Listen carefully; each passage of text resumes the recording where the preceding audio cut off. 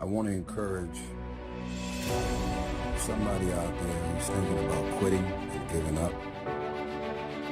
Somebody who has been praying for years for things to turn around. You're thinking about quitting, you're thinking about giving up. Don't give up. There are some times in life where you fall down. You feel like you don't have the strength to get back up. So it's like one step at a time.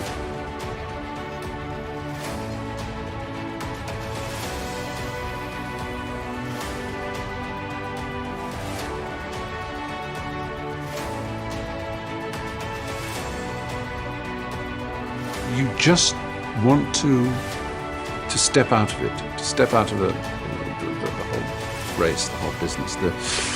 The monstrosity of being alive overwhelms you. We cannot deny the forces that once we attain a certain level of pleasure, then we're going to get used to it. But if it gets, redirected or it doesn't happen the way we want, well, that's when the suffering comes. You take steps in this direction, you take steps in that direction. Sort of get lost along the way, and sometimes you fall down. But if I fail, I try again and again and again.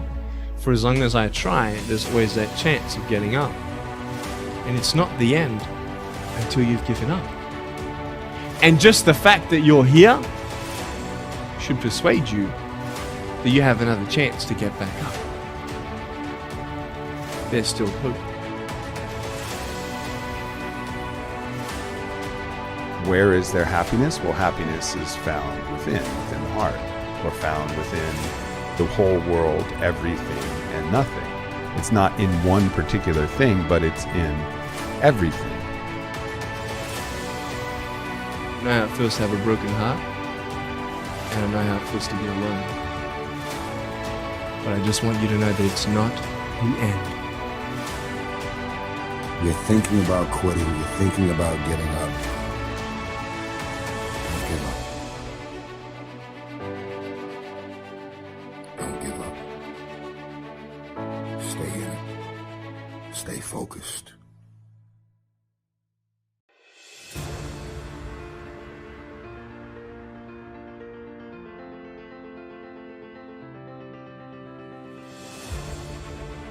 You've got to reevaluate and attack life again. And it's tough, it's hard.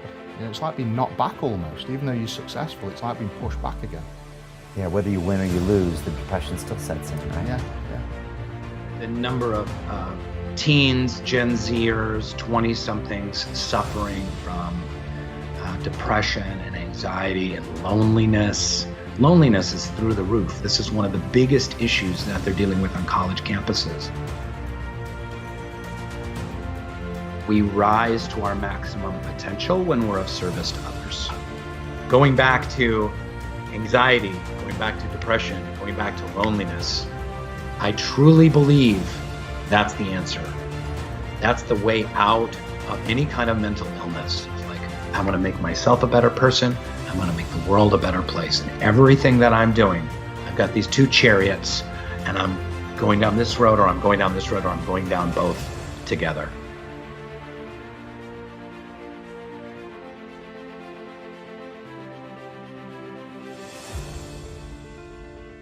I've been there a lot in my life, especially before my car accident, my teenage years. Then the first woman I ever loved, we had a big breakup, and that breakup sent me down into depression and suicidal planning. And it's tough to dispense advice to people other than get help. And I'll share why. Because that time in my life, I had so many people coming up to me. My friend would come into my dorm room, they're like, Brendan, let's go do something. And the hope is lost. And what people, I think, make the mistake of trying to do is hype people up. Everything's gonna be okay, it's gonna be great. And what people need who are suicidal is serious psychological intervention. They need to seek support and help.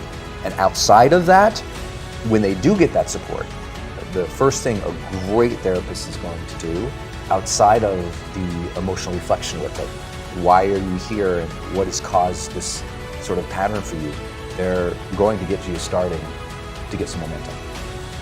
The most important thing is when you are super down, outside of finding that emotional reasoning for where you are, is to start getting momentum. Because with momentum comes hope. With momentum comes motivation. With momentum comes, that feeling that there's a reason for tomorrow. And so it's as simple as just saying, okay, what are 3 things I'm going to do today? And I don't mean that like a lot of personal development guys would say, like, what are your 3 big goals for the day? Arr! I'm like, dude, sometimes that first goal is, I'm going to shower today. I'm really going to shower today. I'm going to walk to the library. I'm going to come home. And that's all they got.